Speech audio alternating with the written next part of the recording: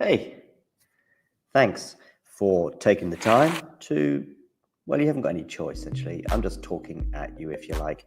But I'm here also to present to you why I think it's not a bad idea and not that expensive as well if you become a member. And this is how you can do it, and this is what you can gain. So if we look here at the Talking Tennis sort of home page, if you like, on YouTube, we can see this little button here which says join. It is also pinned in the live chat as well, and you can also, I think, see it just below most of our videos, certainly the live ones and so on. Now, why is it a good idea to join and become a member? Well, in the live chat, you can add little funny things, you can add emojis and all sorts of things, but possibly more importantly, you can get to access some live videos, such as this one here, where we look back on the last sort of few moments from the Billie Jean King Cup. So there are little bonuses such as this one, but there are many, many more. And in fact, if we have a quick look at all of the members only stuff, I repeat, you will see very, very quickly some of the top stuff that we've had for members only over the last 12 months since the channel began. Remember, these videos are for members only. You can become a member from as little as about $2 a month, €2 a month, £2 a month, something like that. There are various different things. Oh, and by the way, you'll also be supporting the channel. So it's a win-win-win-win scenario. Let me just show you some of the members only stuff. For example, we've got an exclusive little clip there talking to Laura Siegmund, Laura Tsurenko, her encore interview, some doubles footage there from Monastir, the Germany press conference pre-tournament Billie Jean King Cup, Claire Burrell talking as well to the media in her press conference in Monastir, Storm Hunter and Alicia Parks interview, Rebecca Masarova, her press conference, Coco Gauff exclusive for members only, albeit it was in Madrid, but these are just some of the things, some of the interviews and etc. Like Lestien here, a chat with him, Emma Navarro, and so on and so forth. So many little bonus videos available for just €2 a month. So, what are you waiting for? Become a member. Or don't. It's okay.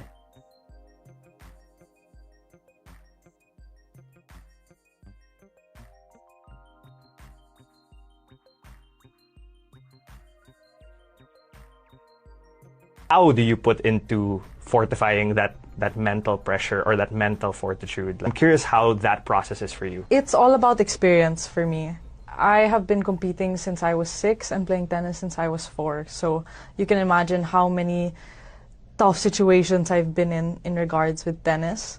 So I truly feel that the more you're put in that situation, the more you learn about yourself and the more you're able to approach certain moments in a way that suits you best. So I think being in those situations and really being brave is the best thing that I can do for myself.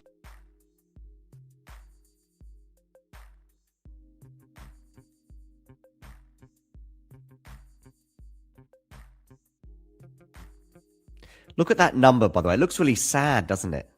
24,999. Looks sad, looks bumpy, looks uneven. We need that. Ah, there we go. That's what it's all about. 25,000. Welcome to the party. And just to celebrate the moment, Coco Gauff mishits a forehand in classic style. Il est resté épisodiquement 209 semaines. Il avait remporté son premier tournoi à Sopot en 2004. Il en a remporté 90 autres depuis, dont 21 en Grand Chelem. 2 à l'Open d'Australie, 2 à Wimbledon, 4 à l'US Open, et Roland Garros, bien sûr, en 2005, 2006, 2007, 2008, 2012, 2011.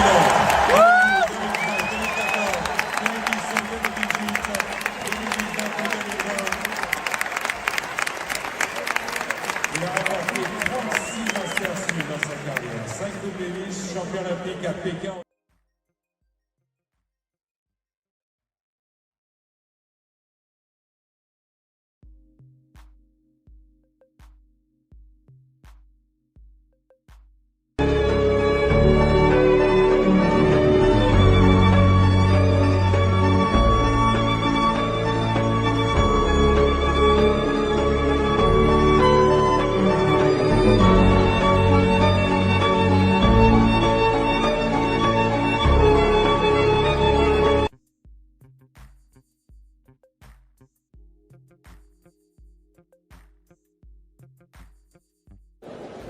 Ready? Play. The Nadal retirement, maybe it began on the grass courts of Wimbledon in 2022. The fifth set, or the five-setter with Taylor Fritz, that was the last time I think we really saw Rafa at Rafa's level. He had an incredible opening 7 months to that year, including the Australian Open title, including the French Open title, winning in Acapulco as well. Final of Indian Wells, an injury setback there didn't end up holding him up too much. Same with the injury setback he suffered in Rome, ultimately lifting his 14th French Open title, and was set to play a semi-final against Nick Kyrgios at Wimbledon in 2022, but that was scuppered by the abdominal issue that he suffered that day. Of course, that wasn't necessarily the one that finished his career, but it was the beginning of a downward spiral that has been 2.5 years in the making and culminated in today's performance, if you like. The hip injury, of course, that was incurred in January 2023 was almost certainly far more significant in terms of the end of the career, but there was lots of other things, as Rafa has highlighted on them. We saw it in the performance today that the movement is just not there anymore. And yes, maybe with practice, maybe with a bit more, maybe he can hang there with the world number 50, the world number 75, the world number 100. But that is not how Rafa wants to head out of this sport. He wants to head out at the top, or as close as possible to the top. Arguably, he didn't quite manage ending at the top, but at least a couple of years ago, he was very much at the top of the sport and sealing his 22nd Grand Slam. Yeah, the little flickerings we saw this year in Brisbane to some extent, before another hip injury there ruled him out of the Australian Open and large parts of the next parts of the season, until we did finally see him in Barcelona and Madrid. Still very much a shadow of himself, I would suggest, in some of those results and some of those wins, but there were some epic moments and some wonderful goodbyes. Also in Rome as well. How can we forget that goodbye on the balcony?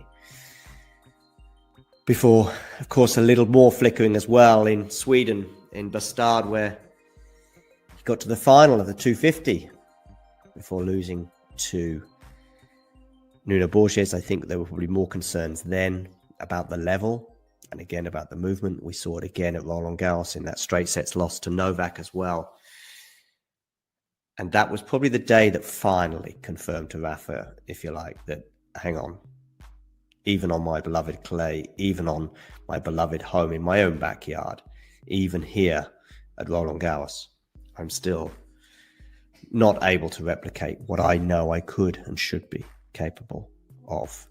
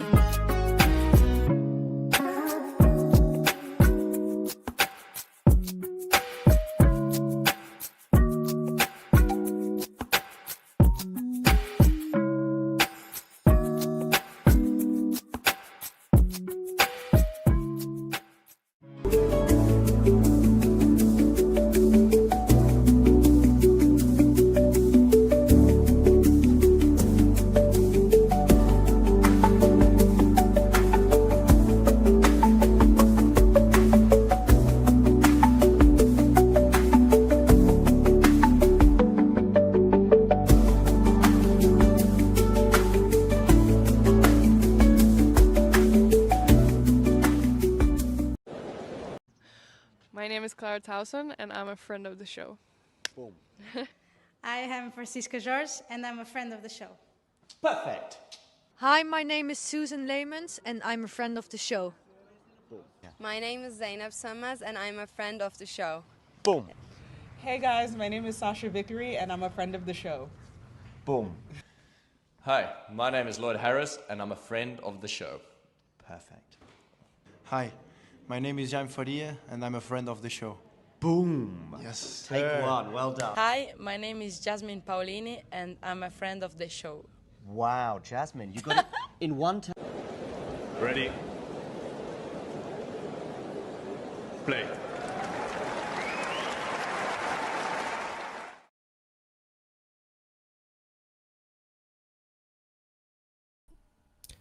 Good afternoon, good evening, good morning, whatever time it is in the world, wherever you are tuning in from, wherever you're tuning in from. I do have some breaking news, which is that Grigor Dimitrov has qualified for the US Open main draw, and he didn't even play today as Otto Virtanen withdrew, presumably through injury.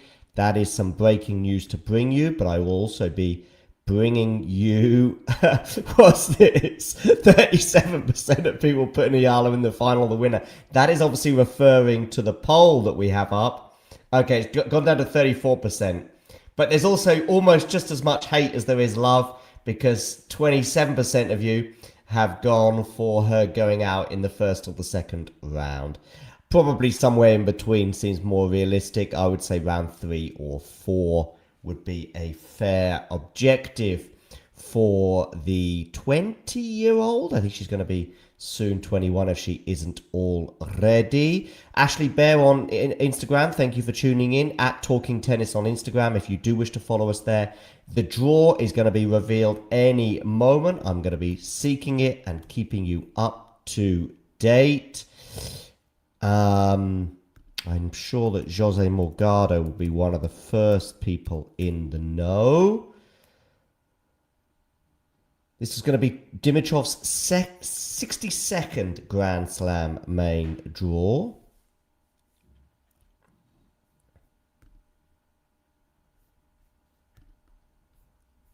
And I will let you know as soon as it confirms.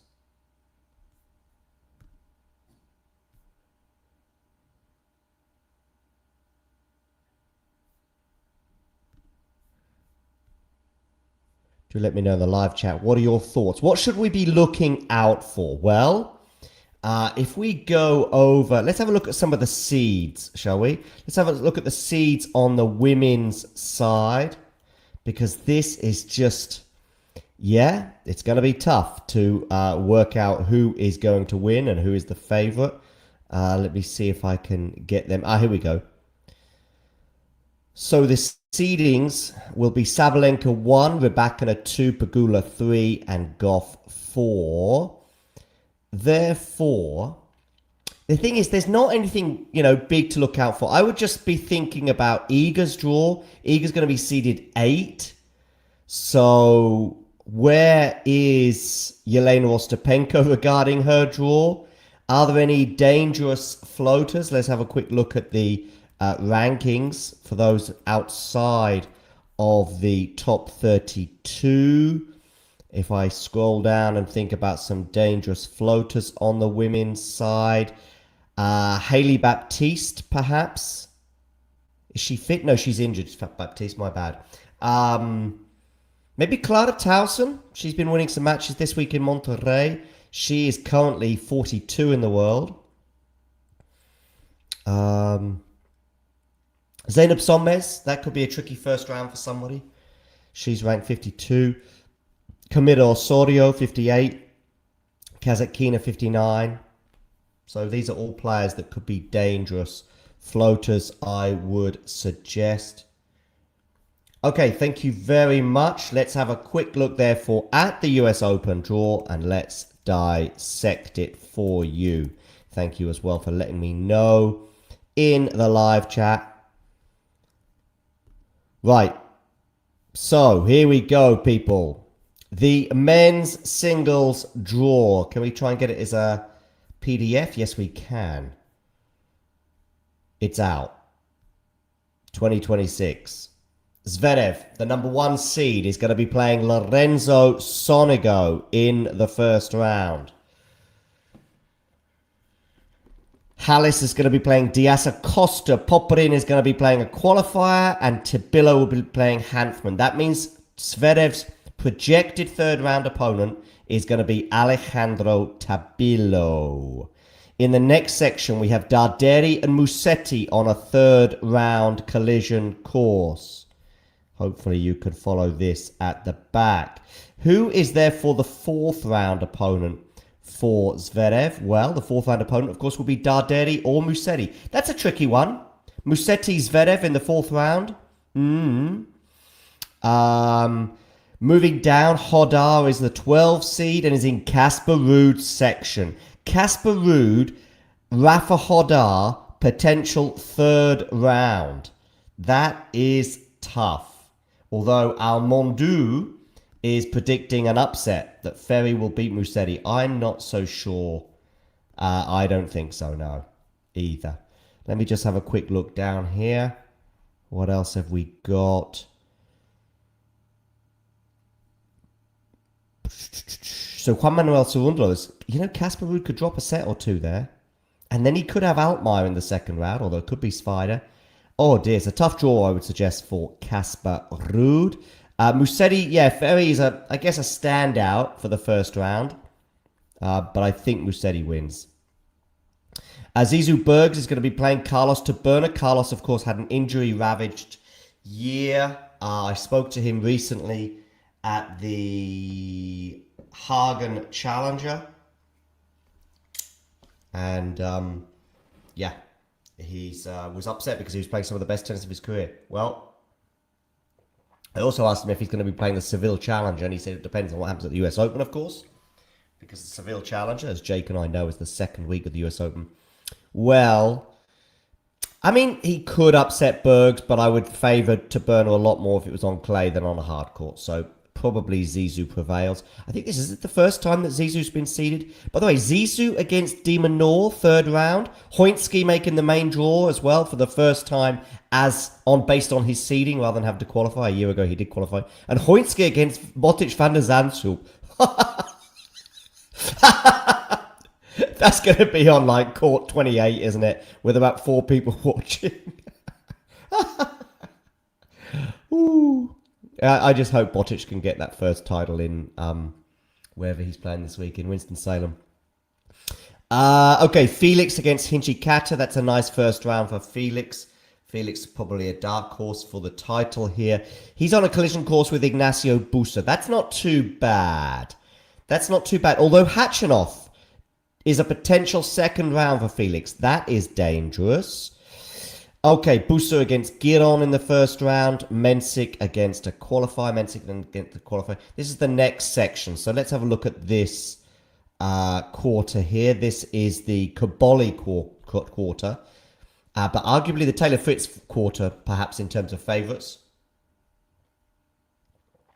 Lerner Tien is going to be playing Nuno Borges. That is an unbelievably tough first round for Lerner. They don't come much more tough than that, really. Much more tough, much tougher. Keep up with the English at the back. Mensik's got a qualifier. So Mensik, if Lerner gets past Borges, he's going to be playing the Paraguayan Vallejo or Monfils in the next round.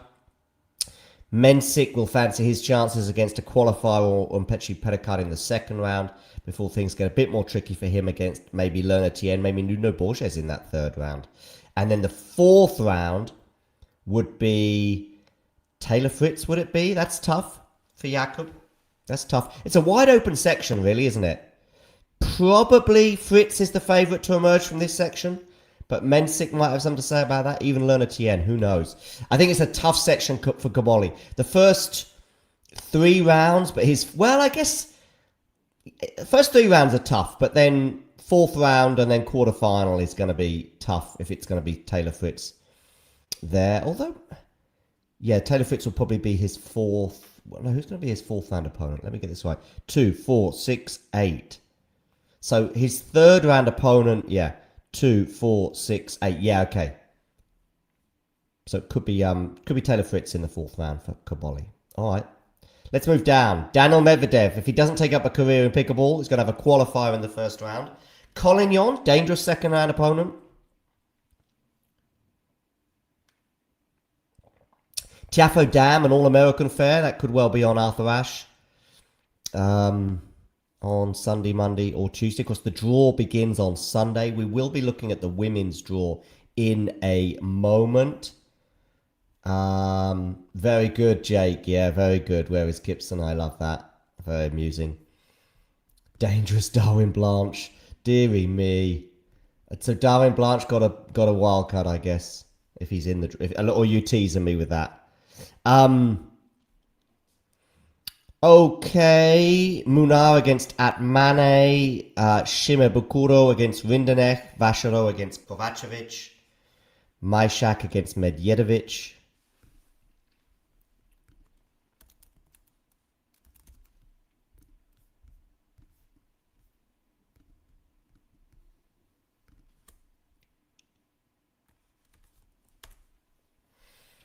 Okay, what else have we got going here? Nakashima against Baez, Mickelson against a qualifier.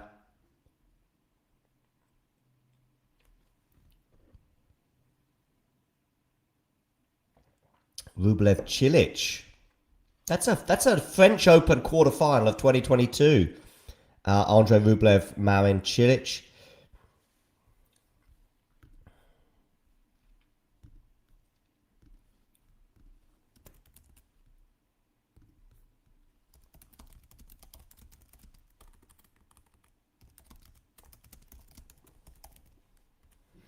Okay, what else have we got going down here? Shelton against Griekspoor. I mean, that would have been tougher a few years ago. What about Shelton's draw? So it's Griekspoor, followed by Jamur or Hurkacz in the second round, followed by Kecmanovic, Chapo, Van Aschel, Norrie in the third round. Arguably his third round opponent will be the easiest of the first three matches for the American. Echeverry's going to be playing Kopshiva. Merida against Vucevic. Zahetska, Carreño Busta. Let's try and get this section by section. So where's this quarter? Where's the top? Oh, Djokovic is... Okay, Djokovic's section. Let's have a look at Djokovic's section. Djokovic's section goes from 96, 2, 4, 6, 8, 10, 12, 14, 16, 18, 20, 22, 24, 26... Okay, this is Djokovic's section. So this is Djokovic's quarter. So he has possibly Daniel Medvedev in the quarterfinal. But that is a good draw. Navoni in the first round would be tricky. Berrettini or Wawrinka, arguably the match of the first round I've seen on the men's side so far. Berrettini, of course, a former Slam finalist at Wimbledon, former US Open quarterfinalist in 2022. Wawrinka, a three-time Grand Slam champion, including a US Open title in 2016. So will we get a rematch of that US Open final of 2016 with Djokovic and Wawrinka? That would be a hell of a way to go out for Wawrinka. Not sure he comes past Berrettini, though. All right. Nakashima, Baez. This is a nice draw for Djokovic. He'll have Berrettini or Wawrinka in the second round. And then in the third round would be Landalusa, Kopshiva, Echeverry, or qualifier. So he should reach the second week fairly unscathed. His fourth round opponent will be Rublev, Cilic, Vucevic, Merida, Mickelson, a qualifier, Baez, or Nakashima. Nakashima, in terms of form, would be the most likely and also the most dangerous amongst all of those. And then his quarterfinal... do you back Medvedev to get to the quarterfinals? Because I don't. Do you back Tiafoe to make the quarterfinals, given the pressure on the American this year because of how open the draw is? Djokovic and all of these players, by the way, we're talking about right now, will be in the same half of the draw as Alcaraz, but I'm not sure... a rematch from Wimbledon. Yeah, rematch from Wimbledon this year. Exactly. Yeah, good point. Well made. Do make sure you hit that like button, by the way, people. And if you are new to the channel, hit subscribe.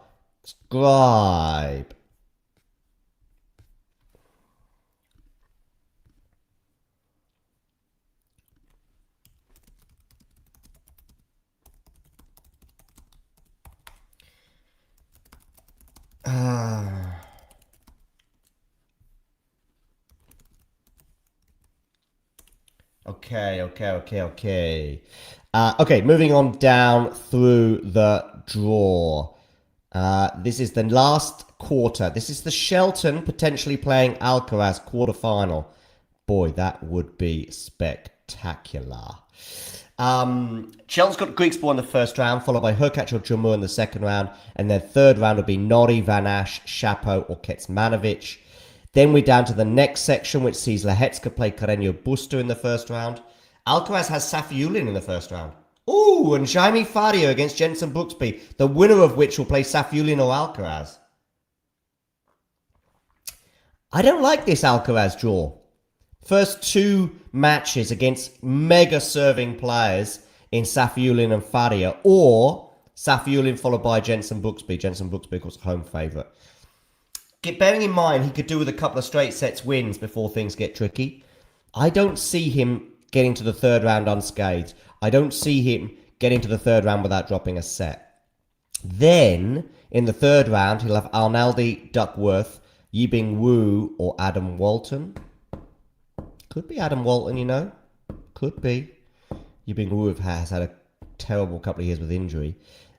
Then the fourth round would be Bublik, Wolf, Tirante, Manarino, Prismic, Shevchenko, a qualifier, or Tommy Paul. What Bublik turns up, I'm not sure. He's not in the same form he was in a year ago. I mean, Tommy Paul could be the pressure's on. These Americans have got so much pressure on them because who's winning this US Open? Zverev, maybe the favourite? What are we thinking about Alcaraz? Is he 100%? Well, of course he's not 100%, but can he work his way up to 100%? And then it's wide open, right? I mean, Djokovic has to be in the conversation, but so does Shelton. So does Tommy Paul. So does Francis Tiafoe. So does Taylor Fritz. That's a lot of pressure to bear. Anyway, Artefis against Stefanos Tsitsipas. Stefanos, New York. It was nice knowing you. In the first round. I feel like they've played each other a few times in the US, and including Miami, for example, and Fis won very easily, and Stefanos was very upset. Right, shall we have a look at the women's draw?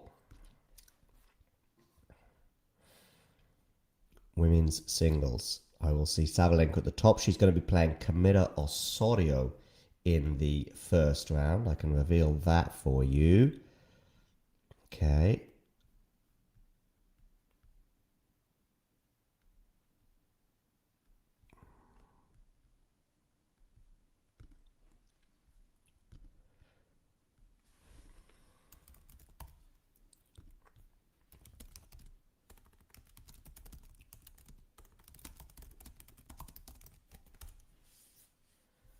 Okay, so over to the women's draw. Sabalenka Osorio, Zarazua against a qualifier, the Japanese Ito against Selekmetova, then Rakimova against Krejcikova. So that is the section where we'll see Krejcikova potentially be a third round opponent for Sabalenka. I said Osorio was a dangerous floater outside of the seeds, so not ideal for Arena, but she probably comes through in two tight sets.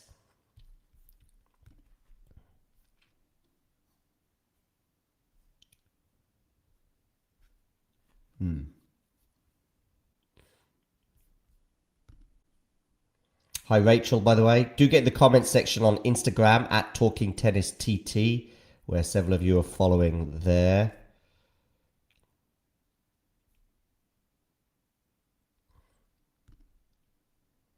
Okay, back to the women's draw. Sorry about this.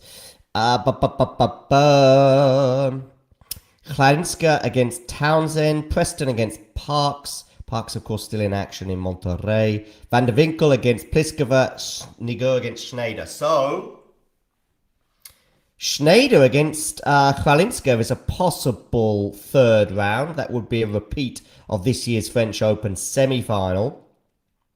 But you would imagine that Klanska is going to find it tougher on the hard courts of New York than she did on the Parisian clay, including in her first round against Taylor Townsend. I'm not convinced she comes through that.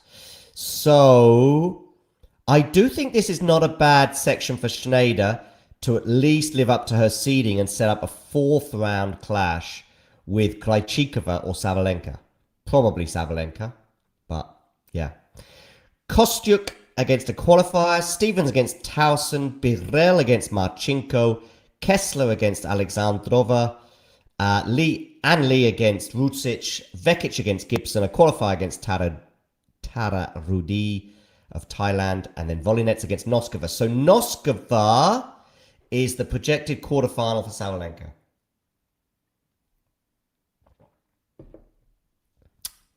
Not easy, but it's the state of women's tennis, right? There are no easy draws. Wonderful to have so many of you on board. Please do hit that like button. And if you are new to the channel, hit subscribe. Kalinska just lost a part. It's good to know. Thank you for that. Love to see a competitive Krejcikova against Sabalenka. She could be dangerous, says Tennis Tracer. Indeed. All of you, please do hit that like button. And if you haven't done so already, hit subscribe. In fact, 70% of you watching right now have not subscribed. Statistically, that means 100 of you basically watching right now have not subscribed. So please do that. Hello, Ghosty. Nice to see you. Saying Sloane Stevens, Cloud Towson could be Cloud Towson could be a banger. Is that an opening round clash? Have I mentioned it, or have you just skipped ahead of me in the list? Of course, Towson was the dangerous floater I suggested in my preview. Okay, come down to the next section. This sees Pegula and Mukova are the projected quarterfinalists here. Pegula's got Russo in the first round. And Venus Williams, could she win a tennis match? I mean, is she going to get a better chance than playing Sofia Kenin in the first round? Don't know. Panu Udvardi has got the Thai player Sawan Kiao. That's a good chance for Panna to get to the second round, I would argue. She's also been playing this week, I think, in Monterrey, but is she out? I'm not sure. Zhang Shui is playing Leylah Fernandez. So Leylah Fernandez is the potential third round opponent if the seeds hold for Pegula. That's not bad for Jessica. Paulini against Ajanovic. Qualify against Yastremska. Golubic against Parry. This is Paulini's little mini section here. And she's got Castella as a potential third round opponent. Paulini. It's a soft-ish section. Both Paulini and Castella will be thinking, I can rake the fourth round, and then we'll see. Paulini at least did show some flickerings of light in her run at Wimbledon this year, but hasn't played since, if I'm right. Someone in the live chat can correct me if I'm wrong, but I don't think Jasmine Paulini's played since Wimbledon, so there must be some injury issues there that I'm not aware of. Fourth round clash could see, if the seeds hold, Svitolina play Mukova. That doesn't get much tougher for the Czech. She's also got potentially Emma Navarro in the third round. So, yeah. And I said Katie Bolter was a dangerous floater. So, although I expect Mukova to come through her first round against Kraus, a potential route to the semi-finals that would see her play Bolter, followed by Navarro, followed by Svitolina, followed by Pegula. Oh boy, oh boy, oh boy. I don't see Carolina repeating any of the epics she did at Wimbledon this year where she made the final, or some of the epic runs she's had in New York where she's made the semis in the past. But Carolina proved me wrong. All right, down to the bottom half. So that means that Eala is in the same half of the draw as Eala's in the same half of the draw as Rybakina. In fact, here we see Alex Eala is going to be opening up against a qualifier in the first round. Breaking news for you, whoever is tuning in, of Alex Eala persuasions. We also do have a poll going on YouTube at the moment, which has over 60 votes. In fact, I'm watching these votes coming in now. 75 votes is the current number. And 34% of you have her making the final. But 24% of you have her going out in round 1 or 2. As I said at the top of the show, I would suggest round 3 or 4 would be okay for her. And if she goes beyond round 4, it will be an unbelievable success. Last year, of course, she made the second round after winning her first ever match at a Grand Slam. So, yeah, that was her last year when she beat Clara Towson, coming from a double breakdown in the third set. So anything better than last year would be decent, as in like getting to the third round. Who's she potentially playing in the second round? Let's have a quick look at this. Okay, Olinikova, who she lost to on clay earlier this year in Strasbourg, or the American Brandmeier. I think, therefore, depends on who she plays as the qualifier. That could be interesting. But a chance to go further than she did last year and get to the third round is very possible. However, that's the good news. The bad news is her potential third round opponent is Eala Round. And I remember Jovic hitting her off the court in the Queen's tournament this year. I'm going to have a quick look at their head-to-head. I feel like they might have played each other a couple of times. Yes, they have. Yeah, so the bad news is that Eala's third round opponent is probably, not definitely, going to be Eala Round. For Eala fans, probably you'll be hoping that Eala goes out before that stage, although I know Alex and Eala get on very well as friends. Just reminding myself of those two losses. I know one was in Queens this year, and the other one was at Roland Garros. Yeah, very similar score lines, actually. 4-2 at Roland Garros and 2-2 at Queens, and knocking her off the court. She just blew her off the court, particularly in that Queens match. I'm not entirely surprised by the Roland Garros result, because even though I don't count Jovic as a clay dog, Alex Eala is very much, that's her poorest surface by some distance. Whereas I think Jovic can get decent results if she just plays well on the surface, and she did play well that day. But the scoreline at Queens was a bit jarring. Now, this came just before Alex had an incredible run in Berlin and then got some wins at Wimbledon, so all was quickly forgotten. But I do remember that being a masterclass from Jovic, and it did seem like there was a gap in levels, which Eala, I'm sure, will be keen to repeat should they meet in the third round. I'm actually going to put a tweet out, or maybe I should call it a post, as it's on X.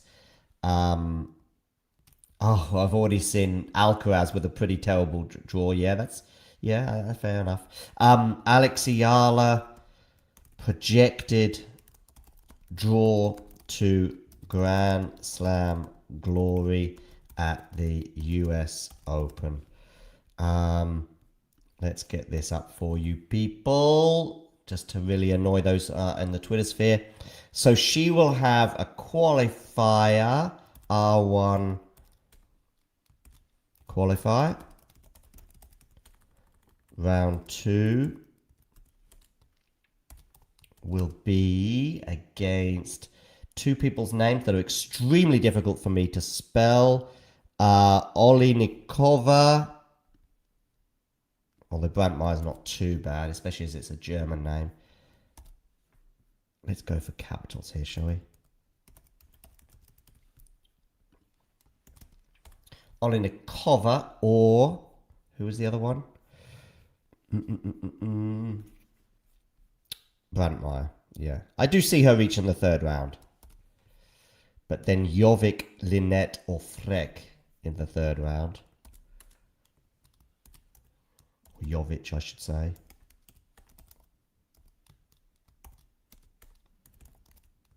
Two possible polls there. If she plays Freck or Linette, I think she'll have a great chance. But, yeah. All right, what about her fourth round opponent? Should she pull off the upset against Eala Jovic? Her fourth round opponent, I think, would be Coco Gauff. Have I got that right? Yeah. Coco Gauff. Gauff. Badosa, Balek. Again, that's tough. That's tough. Of course, she has played Gauff twice this year and won one of those matches, albeit by the fact that Gauff withdrew injured from the match or retired hurt in the match. And then the quarterfinal. Potentially. Of course, this is good news for Iga Swiatek that Ostapenko is not in her path. This is all the Coco Gauff section. So the quarterfinal would be Andreeva, Ostapenko, Anisimova. That would be the potential quarterfinal opponent. In fact, we can share this on the screen. Mida, Andreeva, Ostapenko, Who was the other one? Because I'm not sure about Mida at this tournament, by the way, in terms of her going far. Okay, we've got Chen in there, Potapova, Anisimova.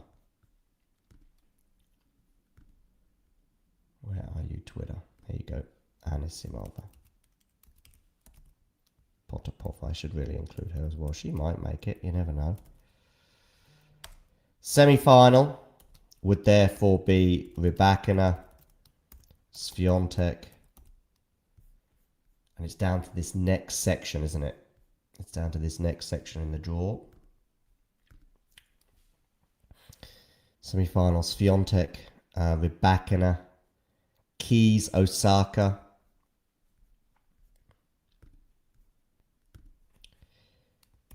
Keys, Osaka. Then the final, Sabalenka. I don't think we've had a Sabalenka Eala match, have we? Who else is in that top half? Let me go back to the draw here. Okay. I couldn't put Krejcikova there, I don't think. Not yet, anyway. Kostyuk, maybe? I think we could put her as a possible.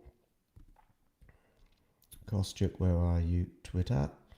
Let's go Kostyuk. And who else could be in the final for her?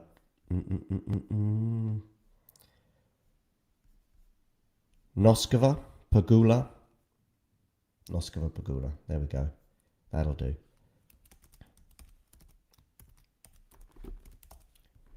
All right. Is there anyone else in that top half that I should be reckoning with? Noskova, Pagula. Venus Williams. Just kidding, just kidding. Svitolina, is she in the top half? I think she might be, actually. Let me go back to the draw. Is Svitolina in the top half or the bottom half? Yeah, she's in the top half. Yeah, let's go Svitolina, shall we? Let's go Svitolina as a potential finalist. Might just have enough room for that. Have I got enough room? Yeah.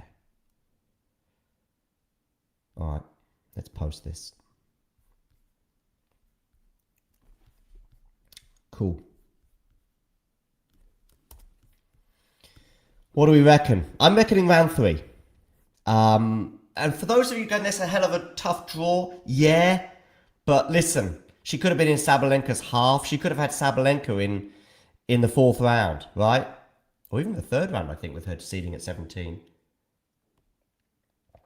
So, you know, she could have had Rybakina in the 3rd round. So it's not great, I agree.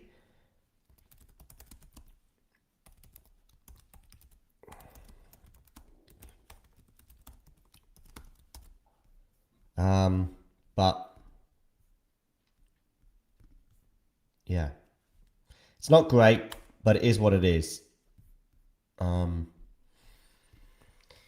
first 2 rounds, though, that's also important, right? She could have had Katie Bolter and Zeynep Sonmez in the first couple of rounds, or Camila Osorio. She could have had any of those 3 players in the first round, maybe even 2 of those 3 players in rounds 1 and 2. And the qualifier could be mega difficult. I do think she comes past Olinikova if that is her 2nd round match. Albeit I know Olinikova beat her on the clay earlier this year, and Olinikova's having the best year of her career, obviously making the final, or making the semis, making the semis in Cluj, I think it was, wasn't it, in February? Where she lost to Emma Raducanu from a very commanding position. But after that, to get to the quarters, she's not beating Jovic and Goff back-to-back. Her best hope is that Jovic falls in the first couple of rounds. And that could happen. But Goff is making the quarters. Goff is making the quarters. I'll look at Coco's draw in a moment. Goff is making round 4, and therefore... And although there was that win for Eala earlier this year over Goff, you got to have an asterisk with that. I think it was a wrist injury that Coco had. Funny enough, it was on her left wrist, wasn't it? When she wasn't capable of taking the court. But, yeah. Yeah, I do want some company, Nick. I'd love some company. You're probably in the live chat and I haven't even seen you. I'm busy off Let me have a look, see what's going on in the live chat. I see Ghosty in there. I see Brandon in there. So Nick is going to be joining us. I know, Tennis Tracer. I know what you mean with Bolter. I'm not, but I just think that she's when you got. I was looking down the women's rankings and trying to pick out players because I do think the women's side of the draw is just so stacked at the moment, right? But it is probably the top, which it should be, the top 32, 33 players. Even if we go down as far as Baptiste, who's of course injured at the moment, but she's world ranked 34. You know, that's unbelievable. From 34 upwards, just unbelievable. Vekic would have been a dangerous floater. I'll have a look to see who she's got in the first round. I may even have already skipped over it. In fact, I can hear Nick now. Do we know who Donna Vekic is playing in round one? Talia Gibson. Okay. I think she's in a section. So I've been watching along. I've not been able to comment yet, but yeah, she's got Talia Gibson round one. She's in the Kostyuk section, which is first half of the draw. All right, I'm going to spend 2 more minutes on this Eala run because I want to get your side of it. But my side of it is it's going to be tough whoever you draw, right? And I actually think the first couple of rounds are winnable. And the reason I asked about Vekic is because probably the most dangerous floater, at least in terms of her ranking, being ranked about 35 in the world at the moment. You know, players like Vekic, Bolter, Camila Osorio, who's going to be playing Sabalenka in round one. They were some of the players I picked out. Clara Towson as well. Maybe Siniakova, Samsonova. Those are the sort of floaters I was interested in the first round. If you avoid those players, Zeynep Somez as well, if you avoid them in round one, and you can also avoid them in round two as well, I'm afraid when you're seeded 17, you know, she could have had Rybakina or Sabalenka in the third round. So Jovic is really tough because I think the matchup is tough for her. And of course, beyond that, it's always going to be difficult. So for me, it's a 50. I wouldn't say if you said there was like, I don't know how many projections there could have been, 4 million different possibilities for her. Someone can do the maths, by the way, for me on how many different possibilities there could be. In fact, I'm surprised no one's ever done that, to just say like, this is the, you know, whatever. There's like 4 million different combinations. I think it's okay. Jovic is tough in the third round. Goff is horrendous in the round 4, but she could have played Goff in round 3. So, yeah. Yeah, it's not. I don't think Alex's draw is. It could have been a lot worse. Yeah, of course, that would have been horrendous, but she's got the seeding. She could have done with maybe having just a bit higher seeding, and then should have been top 16. But yeah, but that's how these things work out, unfortunately. And you know, just sort of started to kind of come into her own maybe too late in the season. But honestly, like, getting the number 14 seed in round 3 to 17 seed is pretty good. It's just really unfortunate that she's got a matchup issue with Jovic. Yeah, potentially. But I don't. Even so, like, is it a reversible matchup issue? That's the thing. They're good friends, and I don't know how that plays out. I've seen Alex Eala treat good friends like Zeynep Somez on the court like enemies, which is what you need to do. So I don't necessarily think there's a problem. I also think it was about levels, especially at Queens this year. I don't know if you were at Queens, right? But I don't know if you saw. I didn't see the match, but it was a bit of a one-sided scoreline. Yeah, it was 2-2. But Jovic just played unbelievably, you know, and she can do that. I thought Jovic was going to win Queens until she ran to Raducanu. So she beat Anisimova, didn't she, in the quarters maybe, or the yeah, she beat Anisimova in a big epic, which I think she must have got injured in or something, because she then didn't play until Wimbledon. She pulled up from a few follow-up ones with injury. To be honest, though, Ayala's draw, really what's screwing her over is the fact she's in Coco Gauff's section. You think even more than Jovic? I think she's probably going out. Like, if you've given me percentage chances, I have no idea who the qualifier is, but let's say that's 80-20. I think I would give her a similar chance, even though she lost to Olinikova earlier this year. I'd make it sort of 70-30. But suddenly the odds go against her. I would put Jovic of a sort of 60-40, and then Gauff 80-20 in Coco's favour. So yeah, something like that. I actually also, by the way, listen, if you want to be in dreamland with Coco and with Eala, and unsurprisingly some of our viewers are. Look at this poll I've got going. Yeah. At one point, final or winner was like 30%, and round 1 or 2 was about 28% or something. So those were the two extremes in terms of that. And I said before even the draw was made that round 3 or 4 would be par, basically. Or round 3 is par, round 4 maybe slightly better. And round 3 would still be a step forward compared to last year where she went out in the second round. Yeah, I mean, round 3 or 4, which is what I voted for in the poll. Oh, you did vote for the poll. Yeah, fair enough. Yeah. I voted in the poll. I didn't know if I was going to be able to join or not, so I just thought I'd do some bits. But it's about where she should be, for where her ranking is, for where her level is. There were probably some draw machinations that she could have helped her a bit, but yeah, she's got someone who, she's got a tough rivalry with, and she's got Coco Gauff, who frankly I think nobody's matching up with her at the moment. So that's the reality of it. So it's not going to be a bad US Open. It's only going to be a bad US Open for Eala if she doesn't make it. And obviously a lot of it's going to depend on which qualifier she gets and everything else. But I agree with your assessment. But even then, even if I'm a player and it's 60-40 against me getting there, and I'm the 40, I still kind of fancy my chances. I still fancy my chances because it depends on the day. It depends on how everything goes. She could go out. You don't know. She might lose to either Frecht, Lynette, or a qualifier in the first couple of rounds. I think she makes it, but since I don't know whether that injury has carried on, or I'm just trying to think what Jovic has done since that Queen's match. As you said, did she go out? She went out quite early at Wimbledon, did she? She didn't do too bad. No, I think she lost to Pegula at Wimbledon in the third or fourth round. All right, well, that's matching her seeding then, isn't it? But in terms of her North American, she played Canada, went out second round to Korneeva after beating Lynette in the first round, finally, on her first match there. So interesting there in terms of the Lynette potential matchup in round 2. That could be a rematch of their clash that they had in Canada recently. And then in Cincinnati, she got to the she beat Korpatsch in the first round, but lost in the second round to Buskova. So not in the best of form. So there's a chance. And it is a tough section. Freck and Lynette are not easy opponents at all when they're on. So if they're on, I think Jovic has got more banana skins than Eala has. True. Okay, let's have a look at Coco's draw. Zeynep Sommes in the first round. I do think. Listen, I think that's a fun one. Yeah, I do think Coco's probably going all the way. I still have yet to publish your. But I am halfway through editing it, but I had some other issues yesterday, so I didn't get around to finishing it. But your power rankings, it'll be out tonight, I'll guarantee it, or even though obviously it's irrespective of the draw. But I'm not sure. I don't know your entire list of power rankings off the top of my head. I can guess who's number 1, and I know the 6 to 10 because I've already been editing those.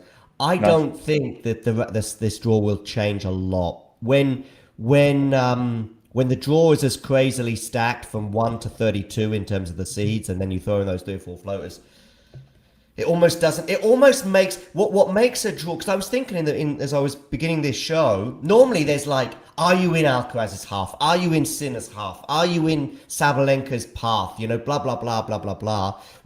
Is Ostapenko there for Iga? Well, I don't think they're going to meet until the semis, so that's good news for Iga. And there's normally all these questions, but actually, because I looked at Sabalenka's draw and I went, I tell you what, because I've got more doubts about Arena right now than I had, say, 12 months ago or even 6 months ago. I think Arena's draw, like Osorio first round, I think she wins, but I don't like it. I think just coming back to Arena and getting your thoughts on that before we then get to the final section, also Coco section, which I was holding on. Yeah, I think her second round's okay. Third round, Barbora Krejcikova. Yeah, although we've been going big on Krejcikova for this whole North American season, and then she goes out early, so I've kind of been burned by that a bit. Whenever you stop going big on her is when she'll go big. That's how she. That's usually how it works. And then stop just before Wimbledon 2024. If Arena gets the good version of Krejcikova, she's in trouble. With the form that she's in right now, Krejcikova is her first big threat. And then round 4, you're looking at Schneider Havalinska. So, which, there's a lot of French Open revenge that could be on the cards happening. So, if Coco wins what does Coco need? If Coco wins the title, but she beats Sabalenka in the final, that's not enough to become number 1? No, it is. Oh, is it? It is. So here's the permutations. It's not Sabalenka she needs to watch out for. It's Rybakina. Rybakina, who could make the semis. So Rybakina needs to make. If Rybakina makes the semis, she's locked in as number one. Mm-hmm. If Rybakina does not make the semis, then if Sabalenka, Pegula, or Goff win the title, one of those three will be number one. Okay. So Rybakina aside, the other three in the mix, this is unbelievable to have 4 players potentially emerging as number one. And also, it's not like you need to win the title and Sabalenka needs to go out in round one. We've got 4 players. She could, if we got Sabalenka v Goff in the final, winner becomes number one. That is the permutation. If we got Sabalenka versus Pegula in the semis, and Pegula won that semi-final and then won the final, does Pegula become number one? She does. Yeah. Straight. It's basically a straight fight between Goff and and again, Pegula Goff would be a straight fight for the title, for the number one. Yeah, Pegula. Yeah, exactly. If Pegula got so, I mean, really, I mean, even Rybakina. Okay, she's the one who's dependent on herself rather than on others. So she could make the semis, and there's nothing Sabalenka could do about it. And by the way, if you said to Sabalenka right now, you're winning the US Open, but Rybakina goes out in the semis, and therefore she would sign for that right now, I'm sure. But interesting. I mean, really, it is almost as you're unlikely to get all 4 in their own hands in a way. So to have 3 in their own hands, basically win the title, and you'll be world number one. You've got the Rybakina asterisk. But even for Rybakina, bearing in mind this is her worst slam in terms of results so far in her career. And she does not have a great draw. You haven't got there yet, but we're going to get to that in a second. I want to come back to Coco. Sommes first round, Badosa Kazakina second round, Bejlek Buxa Kalinina third round or qualifier. Goff is up to her, really, and that's the good news for Coco. But I don't think it's a nice draw. 100%. Like, she's got her biggest threat before the 4th round would be Bejlek, who she's already beaten quite handily in Cincinnati. I think that she's going to feel pretty good against Jovic or Eala. And then the quarters would be Andreeva or Anisimova. Again, Andreeva is someone that she's beaten fairly regularly in their rivalry, and Anisimova is very streaky, and I think in the kind of scrap that Coco Gauff would give her, would struggle. So Anisimova's the one I think if she showed up, she could knock Gauff off the court, but that's the only scenario I could see Gauff not making the semi-finals. And then it's like, then she'd potentially be stepping up against someone like a Swiatek, a Rybakina, or even an Osaka. So when do we expect the qualifiers to be placed? We've got to wait for them all to finish. They've only just started. Right, but is today or tomorrow the final? Today's the final round. Today's the final round. We will know in the next 24 hours. Okay, cool. Hopefully we'll know tonight. Hopefully they'll finish their matches cleanly today, and as long as there's no rain, and hopefully I think they will place them tonight. I could be wrong. I'd be surprised if they went, okay, let's give it let's wait till tomorrow morning before placing them. Bear in mind, it's probably just a press of a button, or who knows, whatever happens. Is the US Open the only slam where we have this reveal now? Because I know French Open and Wimbledon do a public draw. Australia does as well, right? Australia does as well, yeah. So really, this is the only slam that does a reveal. I'm surprised they haven't followed suit. But anyway, there we go.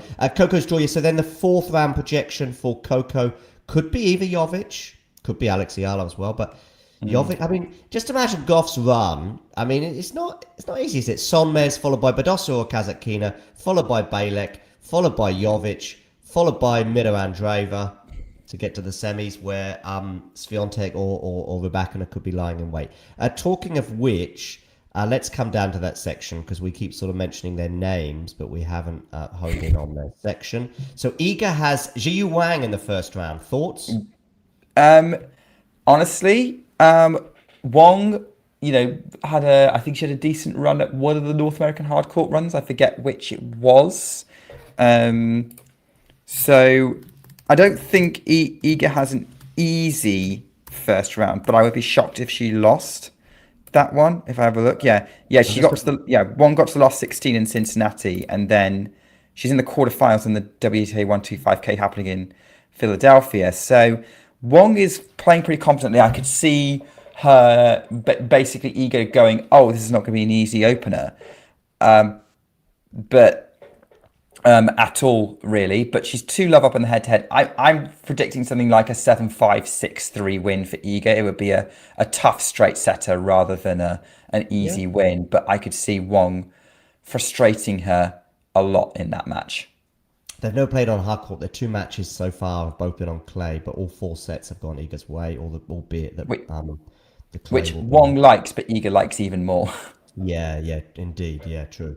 I'm with you. Yeah, a break in each set feels about right, and Iga ultimately prevailing.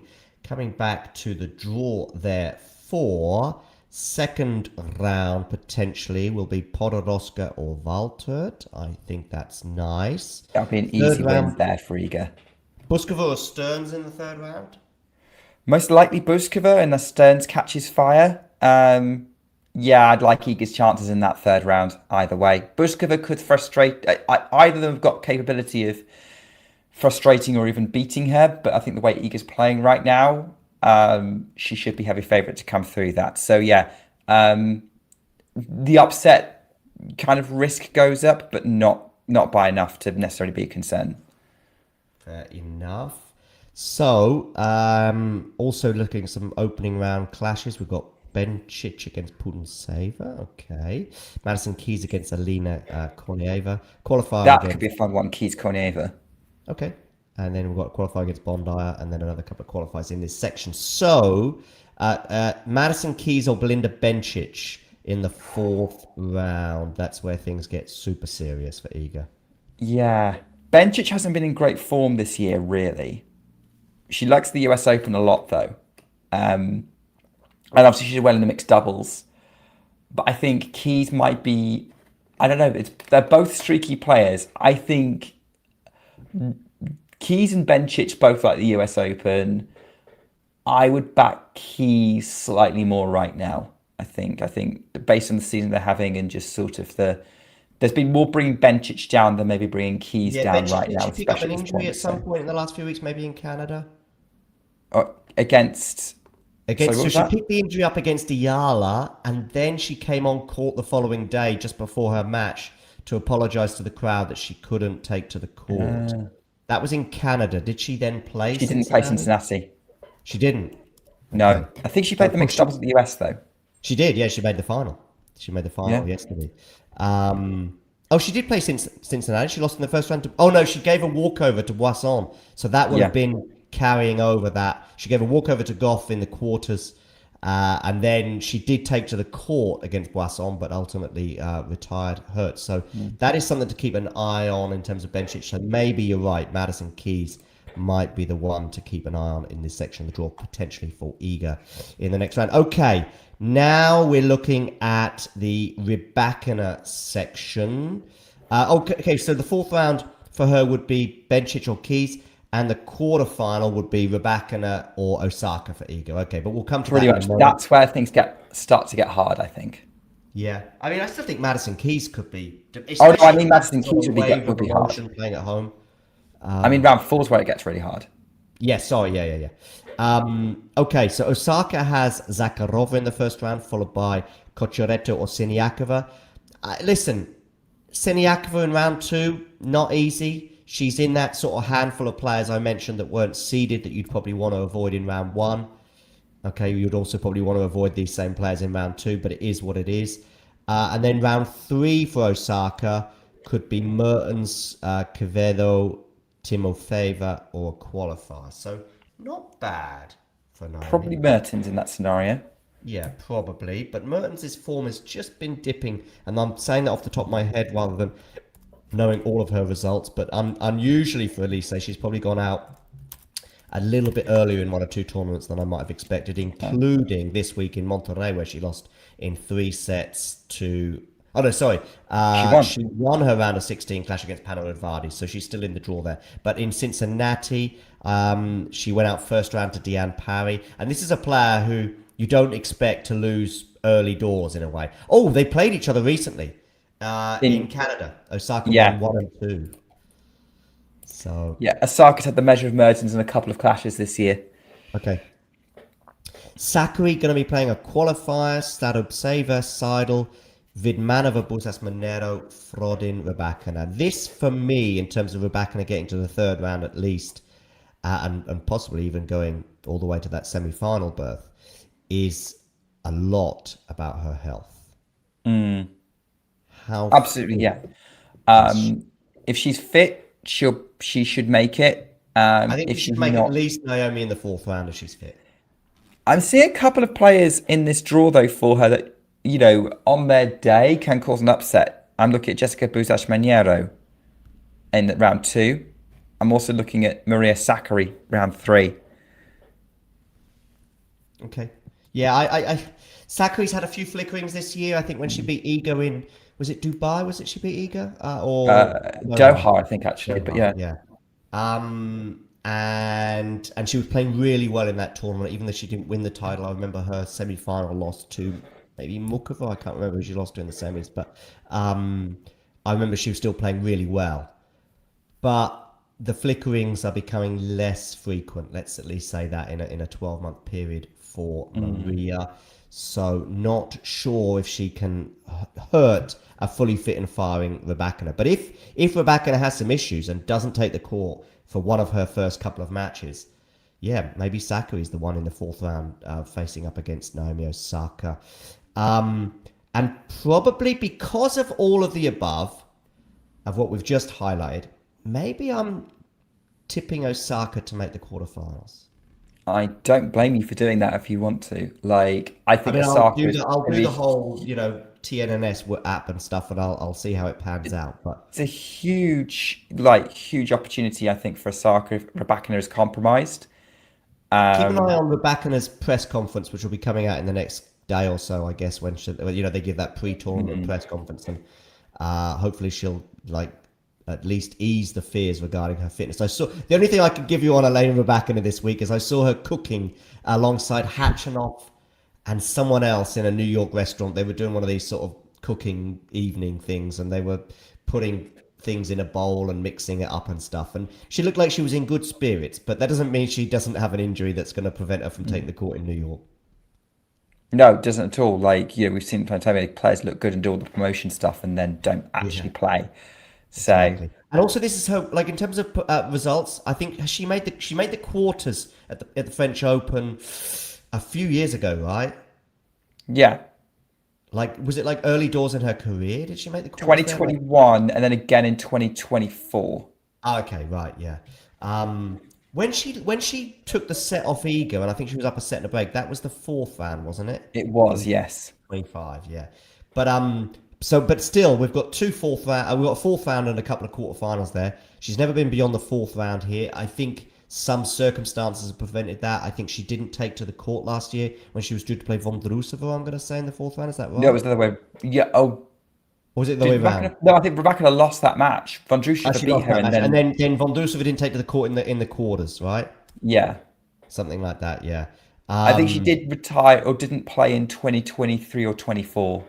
Got it. Oh, okay. So that adds to it. Plus, I'm keeping an eye on Rybakina in North America, and she's getting to finals she got to the semis in Washington last year, where she had a match point against Layla. Maybe am I imagining this? Yeah, that's right. Yeah. Semis in Cincinnati this year. It was Canada, Toronto. Semis last year. But this year she retired hurt in the quarters against Swiatek. That's right. Yeah. Yeah. That's where the whole injury thing came up. Right, exactly, yeah. I think she took it into the match because I think she mentioned it in a comment at some point that she took the injury into the match and it flared up at one point. So that is to the Achilles, I believe. And I noticed it. I remember as soon as she went for that serve in that match. So she has the medical timeout. It looks a bit of a concern, but you wait and see how the next 5-10 minutes goes. Well, she then just has one first serve, and you could see how she felt very uncomfortable landing and then went straight to the net. So fingers crossed she's fit and healthy, but a tough draw for her, especially if she plays Naomi in the fourth round. But yeah, I'll go with Osaka and Swiatek, I think, right now to be that quarterfinal pairing. Don't see why you go for that. I'm going to keep some of my powder dry for WTA Weekly. Okay, good. Yeah. Okay, so I'll just reveal what I think. Yeah, that's fair enough. I'll go with Coco and Anisimova, I think, in this section. I'm not convinced by Mira Andreeva at the moment where she's at in terms of her form. Playing well, but maybe not well enough to be a serious contender. I'll go with Svitolina here. Oh, I tell you what, it won't make many headlines, but Mukova's draw from the second round onwards. I remember saying this earlier. Mukova, second round Bolter, third round Navarro, fourth round Svitolina. I mean, basically Navarro third round and Svitolina fourth round. I'm sorry, that's, they don't. I mean, Svitolina, just by virtue of being the 9th seed, and you're seeded 7. It's unfortunate you get Svitolina in the fourth round, in my opinion. And then quarterfinal, say Pegula, and semi-final Sabalenka. Mukova, I would love to see her repeat her Wimbledon heroics or even US Open heroics of years gone by. But I don't see her making the US Open final because of that. And she hasn't played since Wimbledon. She hasn't played in singles. Of course, she has got the doubles title that she's just celebrated with Jakub Mensik. That will give her some hope. And maybe she can get to the third round and doesn't play Navarro. And maybe Svitolina falls before the fourth round as well. So, yeah, who knows? And then things... And by the way, all these draw projections will blow up in our faces in about 72 hours from now anyway. When Kraus beats Mokova in the first round, it doesn't even matter what I'm talking about with her second round. Anyway, so I'll go with, in this section, Svitolina, and I'll go with Pegula being the quarter-final. So that's the 9th and the 3rd seed. And then the top section, I'll go with Sabalenka, and I'll go with Kostyuk to be in the quarters. Quarters, yes. I don't think Sabalenka's retaining her crown, but let's get her in the quarters, and then we'll see. She could finally break the last 16 curse. Yeah. Oh, what's the last 16 curse? Tell me that. She's got to the last 16 in her last 3 tournaments. That's as far as she's got. Oh, I see. Okay. Oh, I like that curse. I don't like it if you're an Arena fan, but I like it in terms of something I wasn't aware of. Okay, let's get your thoughts on the men's then before we close up. Because how much time have you got? You okay? I'm good for time. Yeah. Otherwise, I wouldn't have joined. So on the men's side, again, because there was kind of doubts regarding a lot of the big players and the absences. Normally, like if Jannik Sinner's in the draw and Alcaraz isn't, has been the case at a couple of the last 2 slams, you're going, well, who's in Sinner's half? But do you want to be in Alcaraz's half or Zverev's half? Probably neither, but you've got to be in one of them. So doesn't really matter. I seen a tweet from Jose Morgado, and I don't entirely disagree with it in terms of Alcaraz's draw not being great. He's got a couple of potential big hitters or big servers in the first 2 rounds. Jaime Faria could be his second round opponent, and first round Safiullin. If you want to be getting to the 3rd or 4th round unscathed, Carlos and Carlos's fans, I've got some bad news, because I do think he's dropping at least a set to either Safiullin, Faria, or Tommy Paul, who I would probably back to get to the 3rd round as well. Oh no, Arnaldi would be the 3rd round opponent. My bad, sorry. Yeah, I think it's not... The first 2 rounds are not great. Arnaldi, I guess, is okay as a projected 3rd round. But then 4th round, Tommy Paul. He's lost to Tommy before. Sorry, as I said that, I need to go. Someone's trying to call me and they won't give up. Go. It's fine. I'm fine. Thanks, Nick, for joining. So, yeah, I don't think it's a great draw for Carlos. Tommy Paul in the 4th round. I'm just going to check out the Alcaraz Tommy Paul head-to-head.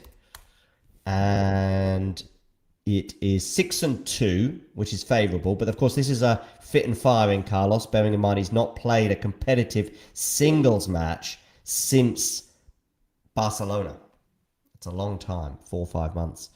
Tommy Paul, I remember that one in Canada that Tommy won in 2022. And then he won another one in Canada in 23. I also remember that match in Cincinnati. Did Tommy Paul have a match point in that Cincinnati match? I don't know. I feel like he might have done, or maybe he served for the match, or something like that. Maybe he was a breakup in one of those losing sets. So yeah, Tommy Paul 4th round I think is tricky. I am interested to know how the Champions League draw is going. So I was going to do a show Okay, let's have a look at some tweets. I was going to do a show for the Champions League draw, and I will do on our sister channel, Talking United. Please do check that out. Yeah, I do like this section. We've got Djokovic against potentially Stan Wawrinka in the second round. Of course, a US Open final of 2016, I think it was, when Stan won the title. So that would be marvellous. But even Djokovic, Matteo Berrettini, it's a repeat of Wimbledon final 2021. Yeah, 2021. So that's fun. And Stan, of course, squeezing in via the wild card that he picked up after Kipson withdrew through injury. So good that Stan gets the send-off from New York that he deserves.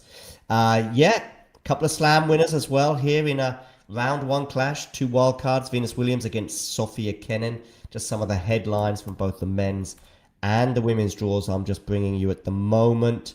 The Sabalenka path projected. Osorio followed by Zarazua or a qualifier.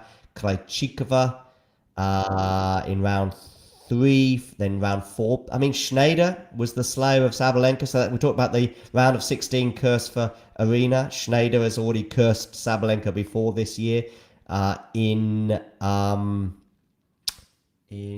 Paris. Fernando, by the way, who I do know and I do love, but misspelling on Schneider there, Fernando, if you are watching or listening. I don't mean that in a snidey way. Hopefully you get that. So then Noskova or Kostovic in the quarters. And I have suggested that I'm not sure about Noskova at the moment. Just 1 or 2 doubts, but we'll see. Pegula, though, I think could beat Arena in the semis. Also, interestingly here, Fernando's got Noskova. It's not Fernando's fault. When you're rushing these out, I've made so many errors myself. But Fernando's got Noskova so durable that he might have to beat Sabalenka might have to beat Noskova twice because it's a projected quarterfinal and a projected semi-final for Arena. And then obviously in the final, Rybakina, Swiatek, Goff. All line weight. I thought Goff was in the same half as... Let me go back to the draw. I thought Goff was in the same half as Arena, but I could be wrong. No, Goff is in the other half. That's good news for Arena. I think you don't want to be playing Goff until the final for all sorts of reasons in terms of Goff's form, but also the matchup and all the rest of it. Okay. Any other headlines?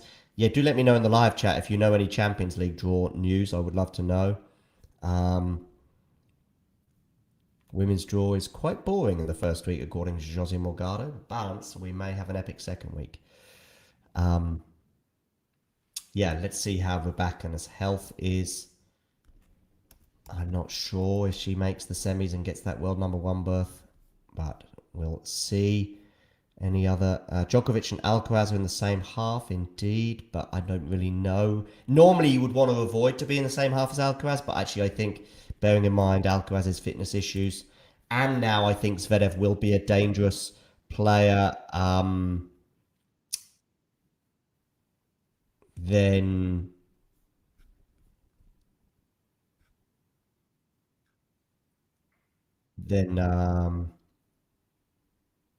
Yeah, so I'm just having a look. Yeah, also with Zverev's getting that monkey off his back in terms of not winning a slam.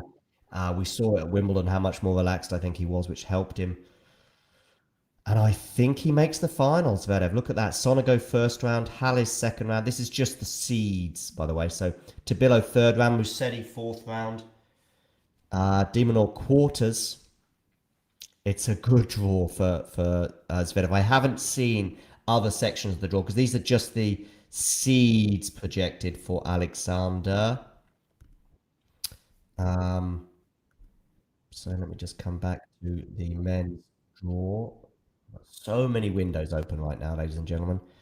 Going to go back to the top of the draw. Yes, so that's the seeds or the ranking suggestion. It could be Diaz Acosta in the second round. This is Zverev's section here, and then third round. Look at Zverev. Yeah, it's because I saw the tweet from the US Open, which is just going on seedings stroke world rankings. It's a kind draw. So Sonego, Hallis, Tabilo in the first week. Musetti fourth round is tricky, but De Minaur projected quarterfinalist, followed by Felix projected semi-finalist. Yeah, The one that I think we're all going to be watching for. Yeah, his draw doesn't look too bad. Obviously, we saw as with Tommy Paul in Cincinnati that if the players got the level and can catch fire, they could beat him. Although over 5 sets against Zverev is a bit of a different challenge. The one I'm looking at actually is Hadar in the quarters, because Hadar is okay. So it's Hadar at the quarterfinal. Got it. Yeah. So that's the problem with, and I get it. You've just got to get these tweets out quickly, but that's the problem when you just sort of base it on CD. Okay. So that just change it a bit. Doesn't make it like, it makes it more difficult. I still think he gets there. And of course, the problem that Hadar might find is he's dropped a few sets en route, whereas until the 4th round, I think maybe Zverev hasn't dropped a set. So in terms of time on court, but that does make things a little more interesting. That is true. And if it's not Hadar, it could be Casper, or Dimonor could be Casper. Okay. Yeah. Casper. But I appreciate Casper on a hard court's not the threat he would be on clay. Exactly. Yeah. Where he has caused Alexander problems in the past. But yeah, so this is Zverev's section here. Yeah, Hadar, I see that now. Yeah. Just moving down to the next section, Felix's section. Do we think Felix is making the semi-final? I mean, he's made it a couple of times. He made it last year. I think Felix has got quite a tough draw. Yeah, I remember looking at this section before. It's quite well balanced. Like if you were saying like percentages to make the semis, you're probably looking at around about 20 to 30% for Felix, Mensik, Fritz, Kaboli. I mean, I don't know how many percentage I've got left. Yeah. You know what I mean? But there's probably a 10% or greater chance that we have Felix in the semis, or we have Mensik in the semis, or we have Fritz, Tien, or Kaboli. I think Tien's got a 10% chance of making the semis. Tien's problem is his first round against Borges. Yeah, it's a nasty one. Definitely. I looked at that. I was like, is Borges, like, how big a threat is Borges? Probably a fair bit. On a hard court at slabs, he's winning matches. He gets to 3rds and 4th rounds. So does Tien, though. Like, that's going to go 5. Yeah, I know. Yeah, but you just want to avoid that in the first round. You know, meet Borges in the 3rd round. You're the guy who slays Nuno, not the one who gets slayed by him. I think you're looking at a 5-setter there between Borges and Tien, most likely. Yeah, I'm just lean learner, but yeah. Which, I mean, I'm looking at this and I'm going, but looking at Felix, when we talk about him, like Hijikata, not too big of a threat. If it gets Khachanov in round 2, that's nasty. Round 3 wouldn't be a problem. Round 4 against either Menchik or Tien would be. And then a quarterfinal against Fritz or Kaboli, both of whom I think would probably really fancy their chances. I think if Felix shows up and plays his best, yes, but it also does depend on what kind of opponents he gets and what's going to be like. I think he's got opponents who could, where he's going to have some fairly even matches with potentially in this section. So not necessarily down to how he's playing, but just how he matches up with these guys. Apparently it's raining in New York at the moment. Well, that's going to put pause on qualies. Yeah, exactly. There's just seeing a message from Brenner saying, not sure if they're going to finish it all by the end of the day. Obviously, you've got 3 courts they could use in terms of covering. You've got Louis Armstrong, got Arthur Ashe. Is there another stadium where they're covering as well? I just don't even know what the 3rd court is called. I should probably know. Grandstand. Oh, Grandstand. It's called Grandstand, yeah. So does that have a covering? I'm not sure if it does. I can't remember. It's going to be difficult, put it that way, with just 2/3 courts available, especially with practices. They would, I'm pretty sure, they must have all these provisions that, I'm sorry, if you're practicing on Arthur Ashe, but it's the only stadium we got, I don't know. I would give the price. But then you've got fans there that want to see, Djokovic practicing with Zverev rather than a qualifier between Ki Wenjing and someone. I reckon we're playing qualies tomorrow. All right. Yeah. Or we're playing them very late at night and we're getting some midnight finishes in qualies. They've got this. Yep. And so that does, of course, and there is an interesting little bit of breaking news as well that apparently, according to Jono7471, welcome, Goff and Somers are supposed to be practicing today, but after the fact they've been drawn in round one, they've cancelled that. Honestly, I'd love to speak to a player about this. I know what I would be throwing in all sorts of. I do like, let's say I wasn't planning on doing any drop shots in that practice. I do like hundreds of drop shots just to really play with their mind, and then it comes to the match, not do a single drop shot, you know. All right, or maybe just attack their stronger side in practice, knowing that you're going to go for the other side in the real deal. Yeah, if you're practicing with Tsitsipas, just go for the forehand all the time. And then I don't think he's surprised when you go for his backhand if you're lucky enough to get that far. Okay, so what are we thinking here? So what did I got? I think I've got Zverev meeting in the quarters. I'll go for Zverev meeting Hodar. I'll go for Zverev against Hodar in the quarterfinal. Me too. Me too. I don't see any reason to change that. I would go different from that. I'll go for, in this section, I'll go for Felix, but Mensik, probably more than Lerner right now in terms of form. I think Felix or Mensik, and I think I'm going Felix to make the quarters against Taylor Fritz. Okay. What do you reckon from this section here? Yeah. Yeah, I think, you're looking at Felix or Mensik. Mensik, I think... No, I'm going to go for Mensik. And I think he's going to play Fritz. Okay. Oh, by the way, when did you want to do WTA Weekly? Tomorrow or Saturday? Let me get back to you on that. I need to know if Saturday's an option or not. All right, that's fine. We'll leave that in the air for now. I'm just actually going to create it now, even though we don't know if it's Saturday or Sunday, Friday or Saturday, just because that way people will then automatically get led to WTA Weekly at the end of this show, because we'll be finishing it soon, happily revealing our cards, or your cards at least, when it comes to the ATP side. Sorry, you had Fritz. The one thing I've got with Fritz, as I have with all of these Americans who are all very close to being among, if not among the favourites in that second section. Shelton, Tiafoe, Fritz, Tommy Paul. Who am I missing? Anyone? From that sort of, seeding brackets? Yeah. Am I missing any? Lerner Tien possibly? They all got this kind of, there's no Yannick Sinner. That might not happen for the rest of my career. Tommy Paul might not enter another Grand Slam, and certainly a US Open, where there's no Yannick Sinner in the draw. So for the rest of his career, for the rest of his life, he may never play a US Open without Yannick Sinner looming large. And then you throw in Carlos Alcaraz hasn't picked up a tennis racket in a competitive match, in a singles competitive match, since April. Then you throw in the fact that Djokovic is aging, but of course, I guess in 2 years from now anyway, he probably won't be in any more slam draws, but still. So, and if you're not in Zverev's half, maybe, I mean, you've got to be thinking. So the pressure is, I mean, so for example, Fritz can't meet Zverev until the semis. And so you've got to be thinking, this is Taylor Fritz's best chance of winning a US Open. This is the best chance of Ben Shelton's career so far of winning the US Open. Francis Tiafoe could be the last chance for some of these players. Tommy Paul as well, who I just highlighted. Yeah.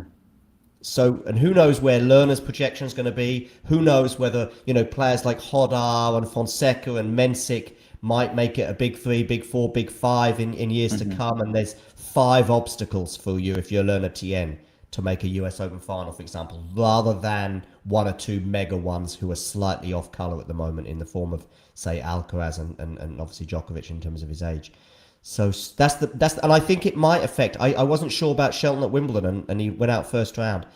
They must be just feeling that, and we've heard Zverev talk about this before when big players, when I remember when Djokovic had his issue, and Zverev highlighted the fact, well, now this changes everything. And we saw how it was. Even the great Roger Federer. Think about how that affected him with that match with Tommy Haas. Suddenly Rafa Nadal goes out the day before. Arguably in our lifetimes, albeit I'm a few years older than you, Nick, but seismic proportions at a Grand Slam exit. As big as you thought Sinner's exit this year was, that's nothing compared to Rafa Nadal when he lost to Soderling in the fourth round in 2009. And I'm sure that had some effect on Federer for the rest of that tournament, and none more so the following day when he was on the brink of going out to Tommy Haas. But yeah, then we saw what happened in Roland Garros, but actually, I think we saw, after Sinner went out, we saw that crazy flurry of 5 sets, but it wasn't people getting nervous, it was people stepping up because they wanted to take the opportunity. Energy and as I well. think you could well see the same thing here at this US Open, where everyone's going, this is my chance, I have to play and take it. I mean, Tommy Paul being in some 5-setters in that first week, back to back, is just, that's on brand for Tommy, isn't it? Very much so. So it's very open, and I think also Zverev does not carry the same aura as he did at Roland Garros. Like Zverev on clay is less beatable than Zverev on hard, especially when you think of how Zverev post Wimbledon. I think he's just got fewer opponents on the clay. It's fewer serious because he's equally adept, I would suggest, on the two surfaces, but hard there's a few more contenders. Lerner Tien, for example. Lerner Tien against Zverev. Tien's beaten him on a hard court before in Mexico and can beat him again, even over 5 sets at the US Open. On clay, Zverev is winning that. Taylor Fritz, perfect example. Clay, he's not beaten Zverev. Hard court, he can beat him. Well, we know he can beat him. Although actually, the head-to-head, until their most recent clash, was extremely in favour of Taylor. It was very much in favour of Fritz. So, and it could be re-established because I don't think Fritz has been fully fit this first half of the year. So, right, true. And also, again, he wasn't fit at Wimbledon when they played. I've got Taylor against Felix, but you've got Taylor against Mensik in the quarters. Mensik, yeah. I'm gonna go for Taylor winning it. Okay, so Taylor into the semis. Yeah. All right. I'll go with Felix in the semis.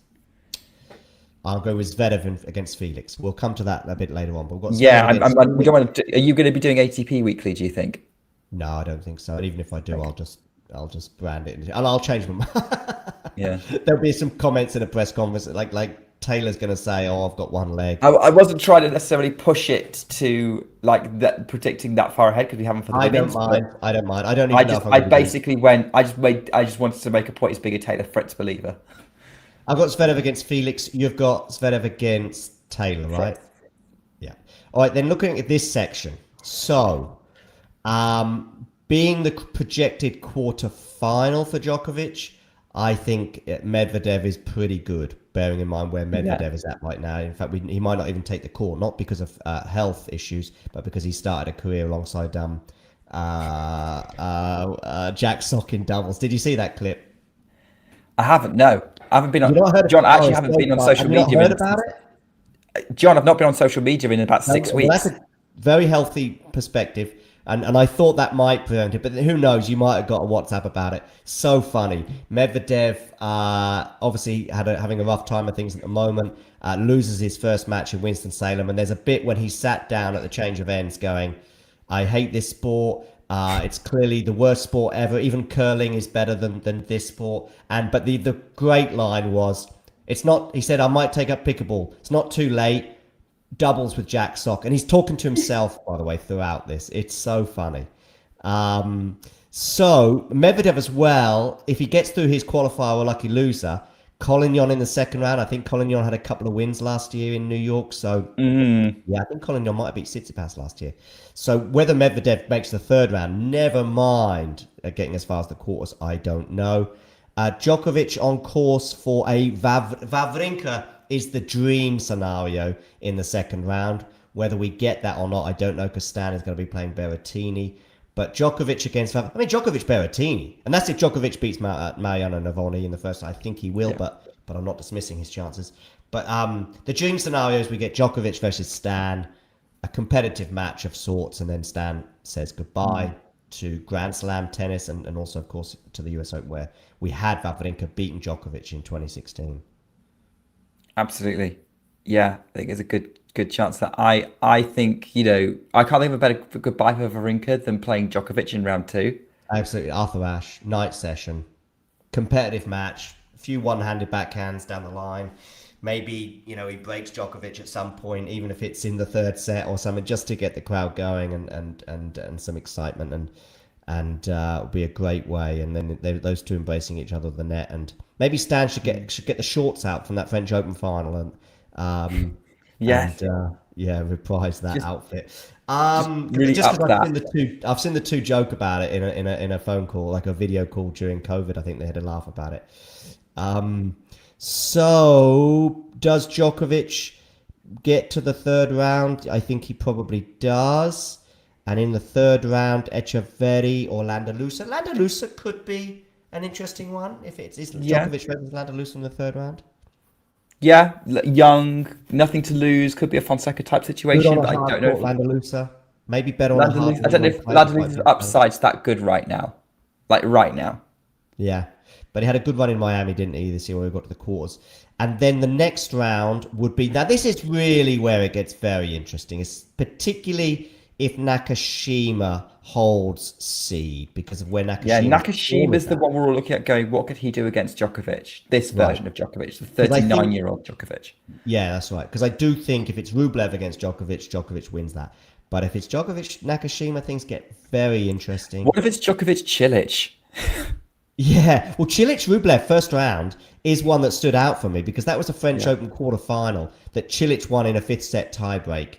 That's probably the quarterfinal that Rublev must still be shaking his head about because he's made all these slam quarterfinals, never made a semi. And he probably will think to himself, I shouldn't be losing there. But nice to have you on board, Bilana Enriquez. Obviously not liking either mine or your analysis, or maybe even both of us. I have no idea which match. I don't know. Is this because of the? It's because of the Taylor Fritz faith. That's what it is. Probably, yeah. Or we've dismissed someone, but who knows? Quarterfinal then, but who would be? Is Tiafoe making the quarters? Do you think? I mean, if you look from that section, like, not bad, is it? Tiafoe's big. Tiafoe could deal with Vachereau. It depends on how fit Vachereau is. Yeah. Or Ringdekesh. Are you ready for a cliche, Nick, from me? Yeah. Tiafoe's biggest opponent might be himself. Yeah. But you don't see that so much at the US Open. No, but there's. So I'm gonna say yes, he makes the quarters, and I think he's playing Djokovic. Ooh. Wow. Which, if he is, he's going to be super motivated to win that match. I'll go with Djokovic, Tiafoe as well. And I think Djokovic wins somehow or another, but probably burns himself out to a large extent. Almost like a Djokovic-Felix match like this year at Wimbledon. So I'll go with Djokovic in the semis. And you? You see, I think I might have talked myself out of it. I was about to say, Djokovic. And then I thought, you know what? No, we don't know if Tiafoe is fully fit, Tiafoe, but because we've got so many questions about Yeah, there's a little bit of a question about Tiafoe going into this. Like that. Yeah. I'm going to stick with Djokovic, but I'm going reluctantly sticking with Djokovic because there's a big part of me that would actually like to see Tiafoe pull off the big upset and win it and get the semis. I think in one... So you've got Djokovic in the semis, have you? Yeah. Okay. I've got Felix against Federer. I'm 55-45 on it. Yeah, fair enough. And that could well swing in the next few days as well, depending on what happens. And we hear of practice sets and press conference comments the way we're reading between the lines. This section, and so now I was just thinking to myself, I don't remember, and I do remember when I first saw the draw, but I was just thinking to myself, what about Arthur Fils? I think it's fair to say we have 3 serious contenders for the title in this one section. Is that fair? Yes, 100%. I'm looking at that going, this is the best section of the whole draw. Right, or worst, depending on your perspective, if you know what I mean. If you're like a fan of one of these... If you're an Alcaraz fan, no. Yeah, if you're an Alcaraz fan, but even if you're Fitz or Shelton,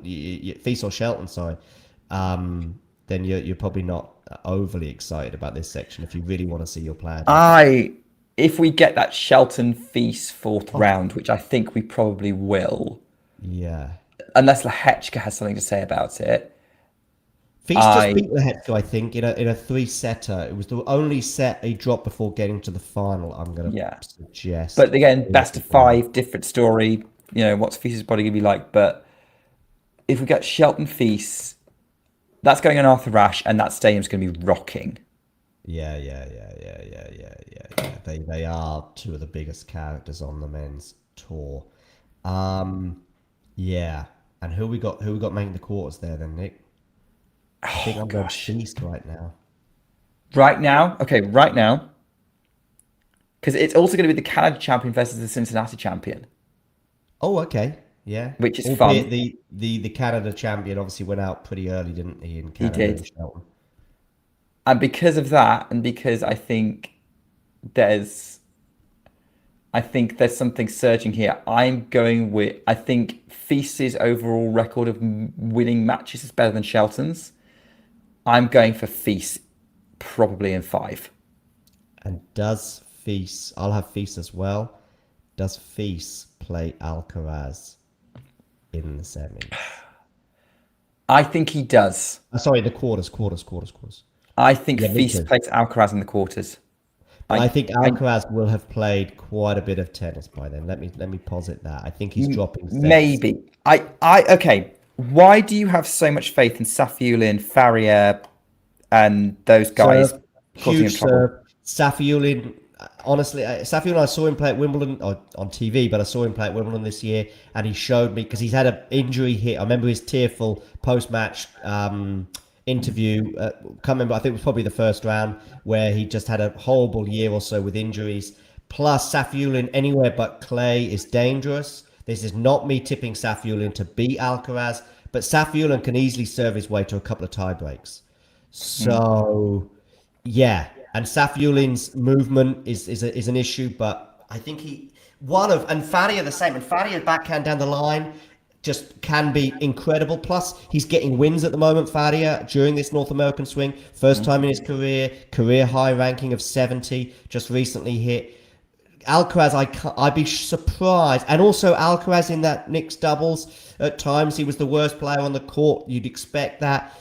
He could do with maybe of having had a tournament before this tour. Of course, his health dictated that, and I get that he just wasn't quite ready to play Cincinnati and the intensity there. But I would be, I think Alcaraz is dropping at least one set before making the third round. That's not me suggesting. I mean, Faria took a set off Djokovic 2 years ago on Rod Laver. You know, you're taking a set off Djokovic on Rod Laver 2 years ago, or even now. Is one of the biggest asks in tennis, and Faria can do that with the backhand and the line is firing. So, and then after those two, maybe Arnaldi in round 3, which I don't think would be easy either. No, it won't be easy, but I think he makes it to the 4th round. And then there's Tommy Paul potentially in the 4th round, who has beaten Alcaraz on 2 separate occasions, albeit 3 years ago on a hard court. I was talking about this when you were off air a few moments ago. It could be, of course, Bublik, maybe Prismic as well. I mean, he was someone that we were big on, weren't we, pre-French Open after he beat Djokovic in Rome. But yeah, so Alcaraz getting to the quarterfinal, I wouldn't be surprised if he's leaked 2 or 3 sets, and he's maybe even had a 5-setter. It's kind of old school Alcaraz before he locks down, isn't it? That's what we're expecting to exactly, see. before he locked down about a year ago. So yeah. And maybe even Alcaraz doesn't even get. I think I'm going to go with him getting to the quarters, but I'd rather see that first match with Safiullin, because that could change everything. That first match against Safiullin, if he scrapes through but looks not great, then suddenly you're thinking, I'm not sure he makes the quarters. But barring he breezes aside Safiullin, then you're going, okay, he's winning the title. That's how things could change. Unless Alcaraz's body is not quite ready for the rigors of dealing with these kind of opponents. I'm still here. I'm just got to charge my back because it's got one. Barring some kind of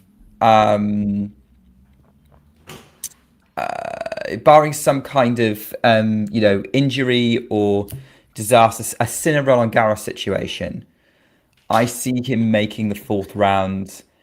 And he could have Tommy Paul, and Tommy Paul is someone who could beat him before. I think that is distinct. Could push him to 4 or 5 sets, Tommy. That could go 4 or 5.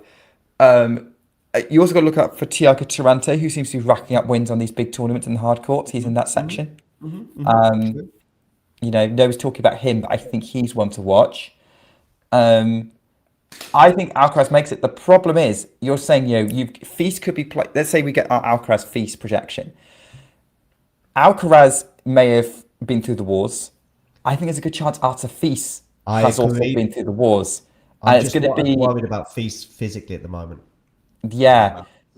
But even if it wasn't Feast, it could be Shelton who's been through the wars.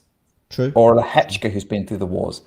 And then that kind of nullifies the problem. I'm still picking Feast to make the semis.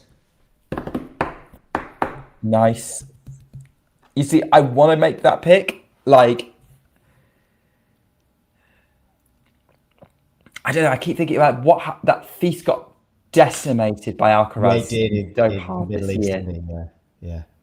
That was Alcaraz was building at that point, and of course it was pre-injury, wasn't it? That he picked up. Yeah, I think that we're making this assumption that Alcaraz's injury is so bad. It's not just that; it's about the timing. I mean, I saw him shank a few balls in the mixed doubles. That's the big thing, and I think as well. Brenner said that he lost practice sets, asterisk, and all the rest of it. He lost a practice set against Altafi 6-1. I think they played a set and a half. It was 6-1, 3-2 for Artifice, something like that. And now it is a practice set, and Alcaraz another 10 days of practice, or another week, of practice before he starts playing, plus a few matches in New York. That will help, but the timing won't be quite there. I'm sure. Have we not had it where one of the big three, the old big three, they never came straight out from an injury and won a slam, did they?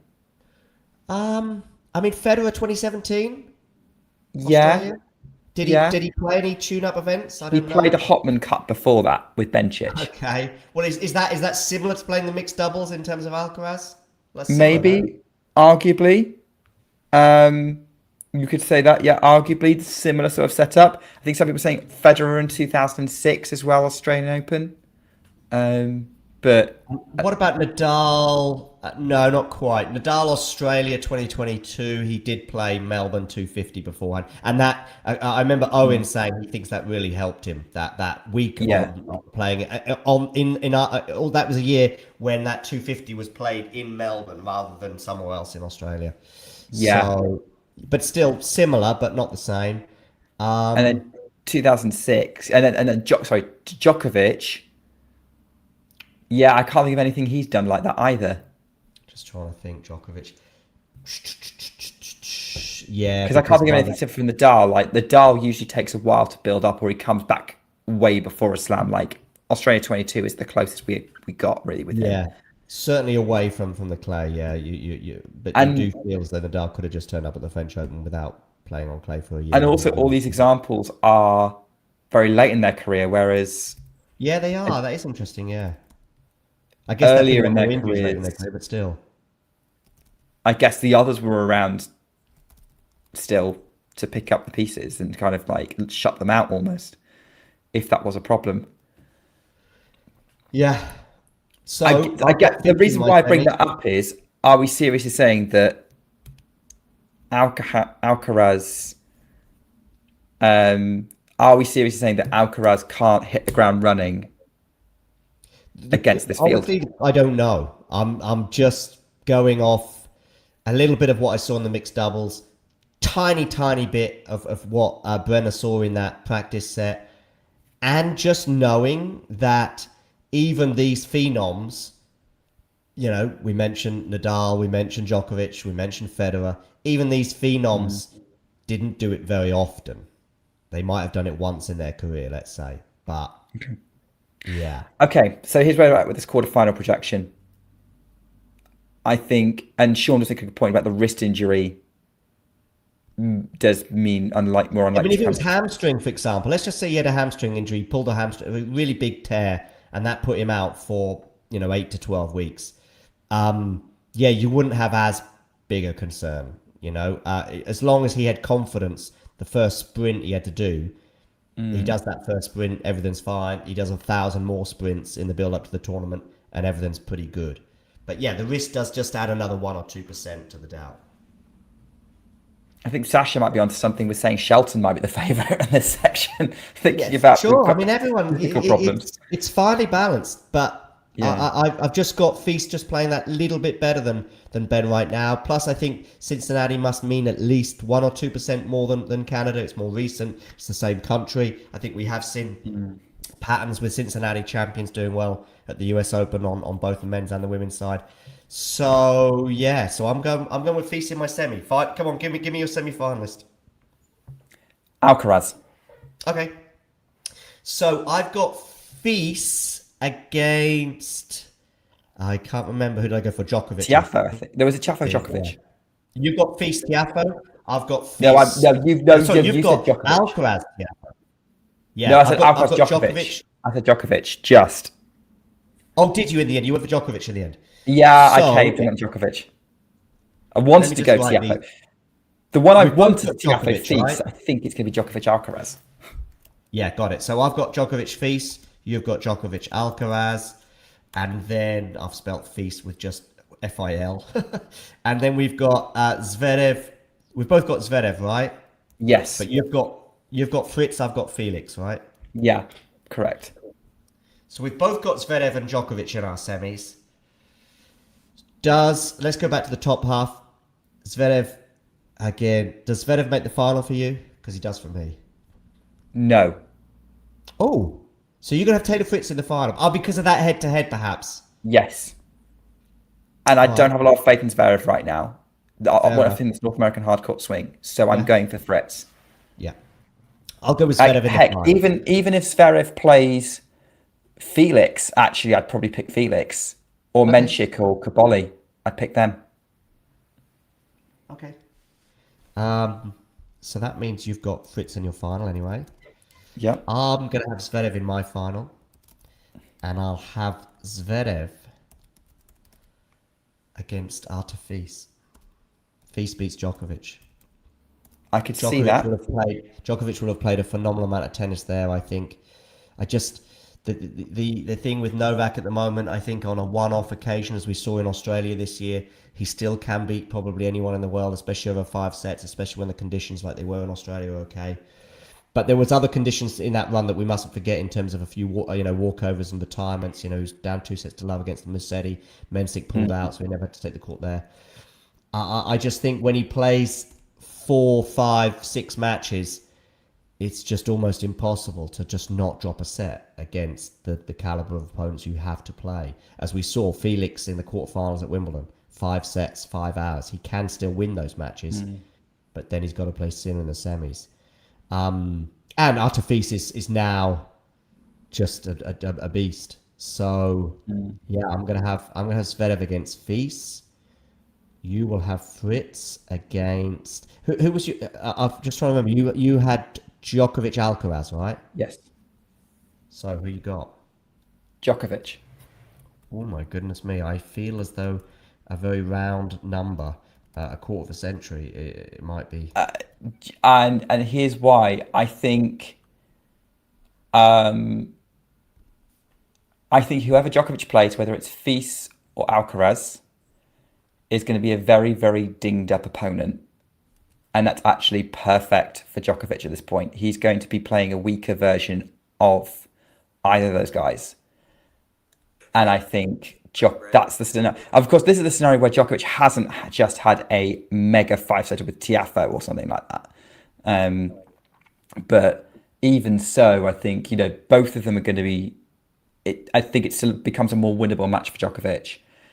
And I think this is where Djokovic locks in, as he has done historically. So yeah, I'm gonna go with Djokovic. 25, yeah. Yeah, I think he beats Fritz in that final. I mean, I don't like that because I was actually trying to steer things towards Fritz maybe winning the tournament. But I'm like going, oh wait, no, he's got to play Djokovic, and that's not a good matchup for him. Yeah, Djokovic 25. I think that's on. Exactly, because the Fritz matchup isn't great. I remember them having a close-ish match in Australia a couple of years ago. But there was also a lot of asterisks there in terms of Djokovic just squandering break point after break point. I think it was like converted 1 from 17 or something at one point. I think if I'm thinking about, there's some close matches that could go either way, and could go either way. And I think my backup options for winning the tournament would actually either be Shelton or Tiafoe. Right. Yeah. But yeah, if we're going to go kind of a mix of head and heart and where I think it's going to go, I think Djokovic 25, whereas you're going for a Zverev Feast final. Yeah, Zverev Feast final. I was just trying to see what their head-to-head is. It's 5-2 in Zverev's favour. I feel like I remember seeing these two play on a hard court recently. Yeah, in Indian Wells, 2-3 for Zverev that day. The feast that we had at that time of the year was, although he had that explosive return in the Middle East when he got to the final before being beaten by Alcaraz there, he did then just dip a little bit afterwards. And I think Zverev caught him at a good moment. I vaguely remember watching that match. But yeah, a couple of wins there for Feast. Of course, I remember that epic they had on the clay in Hamburg. I was at that match in the final, and they also had a match in Miami last year that Feast won in 3 sets. So a finely balanced final, but I think, and everything changes after that French Open win that Zverev had. If he loses that 5-set at Cobolli, I think there's an extremely good chance he ends his career with 0 Grand Slams. Having won that 5-setter with Cobolli, I now think that Zverev wins 2 or 3 before retiring at some point. I think he becomes and I think he's for me very, very finely balanced. There's probably, I mean, if we look at Brenner's and also Fergus's power rankings here, you know, there's not the gap between 8 or 9 and 1. You know, if we look at Felix, there is 9 for Fergus. Felix is 9, Tiafoe is 8. And then if we look at Brenner's sort of 9 is Cobolli, 8 is Felix. So yeah, look at the top 8 or 9 for both of them. The gap between that and the first, it's quite close. Yeah. You know, I've got Felix in my semis. You got Fritz in your final, for example. So I'm going for Zverev, but there's probably still only, if you said Zverev or the field, I'm taking the field by a long shot. If you said, what am I putting on Zverev's chances of winning the tournament, I'm still probably only going 20%. But I'm putting him at 20. I'm putting Alcaraz, Djokovic, Feast at 15 to 20, and so on and so forth. So yeah, I'm going to go with Zverev to get his second Grand Slam of the year and cement his place as world number 2. And look, I actually think he has the form for it. I know I kind of came down a bit hard on his results, but realistically, I think that Paul result could have been a 5-set win if they played best of 5 in Cincinnati. And we've seen people win, like Nadal winning the US Open on similar sort of results from Canada and Cincinnati. So in the past. So yeah, I don't think it's that out there for Zverev to win it. I think he's very much in it. I just wonder whether I just think that there could be, as a high likelihood, he comes against a strong opponent on the day. And according to the path that you've put forward for him, that doesn't seem that. I think he could potentially avoid that. Like, I don't know if Hadar beats him over 5. And then in the semis, you know, like, it's really going to depend on whether a Felix or a Menchik or a Fritz or a Cobolli or a Tien peaks against him. Tien has beaten him before in Acapulco. And then the final is going to depend who plays. And actually, even if Zverev plays Alcaraz, I think Zverev fancies his chance against a potential wounded Alcaraz. Yeah. There's not although I don't go as far as Zverev in terms of him believing that he's not that far away from Alcaraz and Sinner. I think when it comes to the head-to-head between the two and capabilities, you know, I've seen Zverev beat Alcaraz in 4 sets in Australia at the beginning of 2024. I've seen him beat Alcaraz a few times in his career. Yes, Alcaraz, I think in Indian Wells, there's a bit of it. I think it's a lot about the conditions. Zverev, of course, has beaten Alcaraz in the French Open quarterfinals, albeit in 2022, so a while ago. But yeah, it's not that big a gap. It's not Zverev Sinner, put it that way.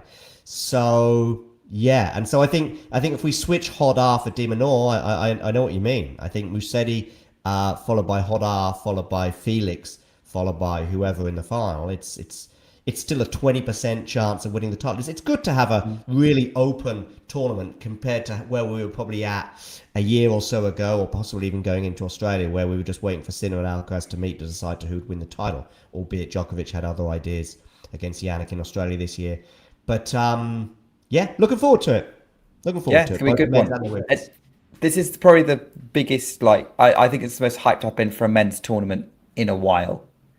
So many doubts about the top 4 or 5, the absence of Jannik. Then you throw in some good form from those that are not in that sort of top 3, 4, 5 players, as in your Artifices, your Ben Sheltons, your Francis Tiafos as well. That suddenly it narrows the gap between the haves and the have-nots, let's say, so far in their Grand Slam careers. And yeah, I'm looking forward to it as well. Looking forward to WTA Weekly at some point in the next 48 hours, where you can dissect the women's draw far more. That will come. But in the meantime, Nick, thank you for joining me. Thanks for letting me come and join and do a bit of a draw prediction, which I wasn't expecting. I was expecting to do quite a few first round previews, but we've done some. Yeah, I think I might do another show with Vanch later on with that. I want to get into the Champions League draw, which you can join me for on Talking United. I have absolutely happening right now. I'm good. It's already happened, I think, although they're a little bit more tardy. When it was supposed to happen, and I even put a tweet out, which, of course, bearing in mind your absence of social media, I was like, why are they doing the draw for the US Open at the exact same time as the Champions League? Now, albeit the Champions League will be a wonderful gala and probably take 2 hours before we find out what's going on, whereas the US Open is just like, let's click a button at 6 o'clock. But nevertheless, or 6 o'clock my time, noon in New York. It's happened. It has happened. I just looked it up. I won't spoil anything. I'll let you react to it on Talking United. That'd be great. I look forward to seeing what wonderful European destinations United might end up visiting, at least in the next couple of months, how far that'll go. I think in my title I've got like, it's almost like Alex Eala dreaming. It's like, because the Madrid is where the final is next summer. So it's like United's path to Madrid unveiled.